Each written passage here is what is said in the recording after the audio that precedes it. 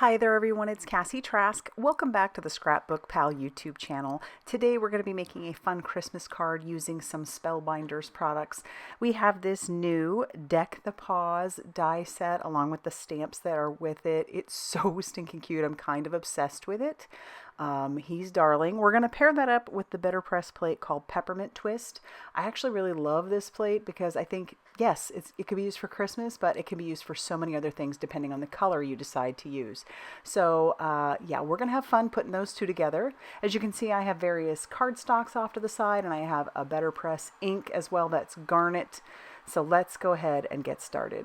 I went ahead and die cut out everything just to save a little bit of time.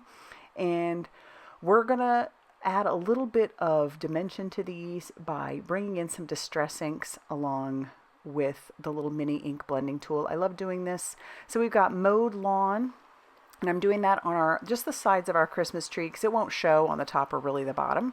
So we're just doing it on the sides. And then we're going to bring in some wild honey for our star. I love doing this because what it does is it adds the highlight to the middle. You've got your darker part around the edges of your star, and then you've got your highlight in the middle. And then finally we're going to bring in some black soot, and we're going to put that around the edges of our little pup. His face, we're going to put it around the tops of his ears, and then we're also going to do it on his paws, which go under the bottom of the tree. So we're just adding that little bit of color, and we'll clean up our mess in between, and then we can start piecing everything together. So I'm going to use my reverse tweezers. As you can see, I brought back in the packaging. That's just a good way. If you're unsure of exactly where pieces go, you can use your packaging as a guide. And I'm using some liquid glue, and I'm going to adhere those pieces down. What's great about these dies is when they die cut out, each of the pieces, there is an embossed edge, so you kind of have an idea for most of those pieces where they go. Now for the lights on the tree, those you can put however you want. There's no embossed line for that. So I'm kind of doing mine just a little bit different than the packaging has it, but you can do it however you want.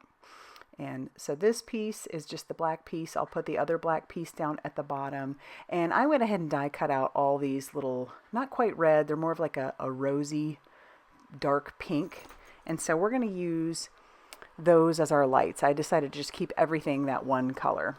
And I'm just going to add little dots of glue to where those are. And then we'll use this little tool with the wax tip to put all of our lights down onto our tree.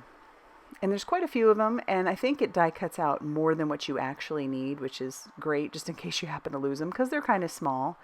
But yeah, so that's really great. All right, we're going to finish those up, just a couple more left, and then we can start piecing together his cute little face. And I decided to design him more like a friend of mine's pup. So I love the brown pup. I think that's really cute, but I decided to do this one here more of like dark gray. I'm starting off by putting that piece behind his eyes, which I think is great. That way you don't have to try and piece in the little black pieces. And his muzzle is the same. There's a black piece for that. And then you put the dark gray over the top of it, or whatever color you decided. We'll put a dot of glue down for his tongue. And then we can put his muzzle over the top of that. Just making sure it's fairly straight. He's so cute the more he comes together. Now we're going to put some on his legs just at the top so we can put the tree over the top of his legs. And then we'll take the star, kind of play around with how that's going to go on there. Put a little bit of glue at the bottom. Attach that down to the top of the tree. Then we can add some glue to his ears and put the star over the top of his ears. And then we could put his cute little face on the top of the star. And he's all pieced together. Oh, he's so cute. Like I said, I'm kind of obsessed. I want to do him in all different colors. He's darling. All right, and now we're going to make our background. So I do have some cotton BetterPress paper. This is in porcelain, and I've put my plate onto my BetterPress system. We're going to use a little bit of Post-it tape and attach down our paper to our clear piece that goes over the top of our plate. And then we're going to ink up our plate using some garnet ink. And I'm using a little bit of a twisting motion, and we're just making sure that all of those raised pieces have the color on them.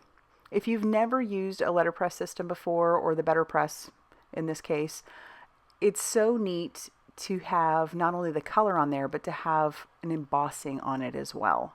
And it's very subtle, but it's there, and it's really, really pretty. So I had cut my paper a little bit bigger than 4 1/4 by 5 1/2, so that's why there's that big white line there. But I am going to trim this down to actually be 4 inches by 5 1/4, so it will have a border all around it when I put it down onto my panel. We're going to use a green panel.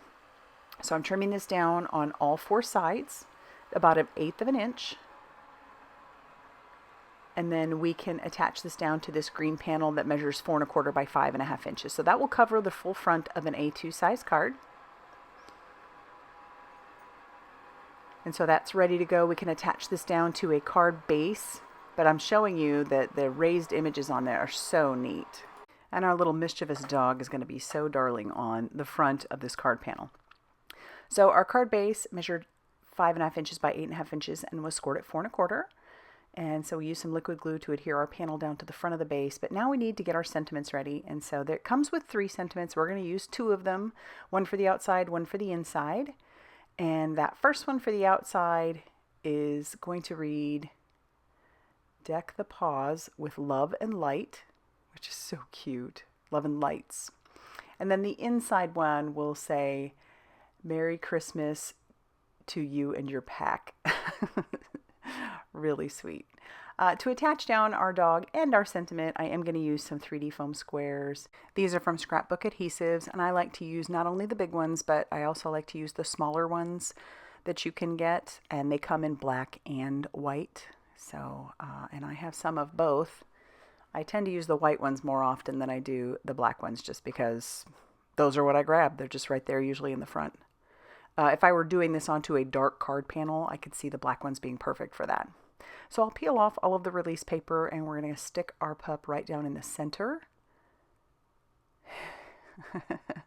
And then we'll peel off the release paper on our sentiment, and we'll put that centered underneath of our pup. And I do want to do some embellishing, so I have brought out some Pinkfresh Studios clear drops in the color Ice. These are just perfect for the front, and I love these. I use these often. And so I'll just use my little wax tip along with some liquid glue, and we'll adhere all of those down. I was pretty liberal with the amount that I put on there, and I think it just adds that little extra touch. And there you have it. I love how this turned out. It's so stinking cute. I'm definitely going to have to make more. So if you liked this video, be sure to hit that like button. Definitely consider subscribing if you haven't already done so.